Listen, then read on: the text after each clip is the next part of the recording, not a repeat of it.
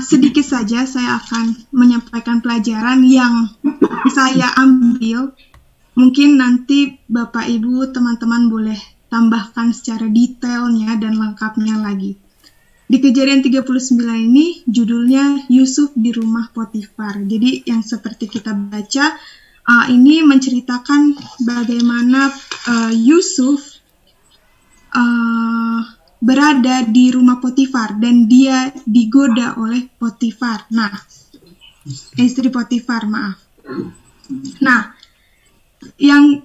kalau yang saya pelajari, kita lihat kisah Yusuf ini dari awal dia sudah dijual oleh saudara-saudaranya dan akhirnya dia sampai ke Mesir. Dan tetapi karena Tuhan mengasihi dan menyertai Yusuf, di ayat kedua, Yusuf menjadi seorang yang selalu berhasil dalam pekerjaannya dan dia tinggal di rumah tuannya orang Mesir tersebut, ya, Potifar.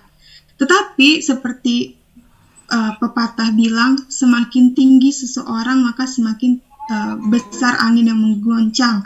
Dan itu terjadi pada Yusuf. Baik, ada cobaan-cobaan yang dia alami. Salah satunya dia digoda oleh istri Potifar. Tetapi yang saya ambil dari pelajaran ini adalah Yusuf berani untuk katakan tidak pada cobaan tersebut.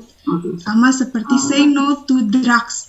Dan ini pun say no to sin, ya kan? Katakan tidak pada dosa. Dan kita bisa pelajari bahwa Yusuf punya ketegasan dalam dirinya. Di pelajaran ini dibilang berulang kali, tiap hari digoda oleh istri Potifar. Tapi Yusuf selalu katakan tidak, dan itu pun tegas, ya, mungkin dapat dikatakan seperti itu. Namun tidak hanya sampai di situ cobaannya. Istri Potifar pun memfitnah Yusuf dan akhirnya Yusuf dipenjara. Tapi karena Yusuf melakukan kehendak Tuhan, dia tetap punya ketegasan untuk mengatakan tidak terhadap dosa, dan Tuhan pun selalu menyertai Yusuf.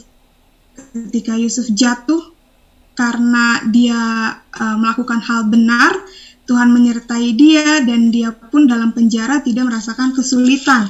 Di ayat yang terakhir yang tadi kita bacakan sama-sama, dan kepala penjara tidak mencampuri segala yang dipercayakan kepada Yusuf karena Tuhan menyertai dia dan apa yang dikerjakannya dibuat Tuhan berhasil. Nah, itu sebenarnya sudah sangat sangat menguatkan saya pribadi, dan saya harap juga menguatkan Bapak Ibu teman-teman semua ketika kita berani mengatakan tidak terhadap dosa dan menjauhkan segala sesuatu yang jahat, dan kita tetap memiliki prinsip memegang teguh firman Tuhan itu, sehingga Tuhan pun tetap menyertai kita, dan apapun yang kita kerjakan di dalam Tuhan, bersama Tuhan, itu akan dibuat Tuhan berhasil. Mungkin itu pelajaran yang dapat saya sampaikan. Untuk detailnya lagi boleh Pak Pendeta, Om Darius, Om Sinaga, Om Welly, Om Denny tambahkan lagi. Saya kembalikan ke Om Darius. Terima kasih.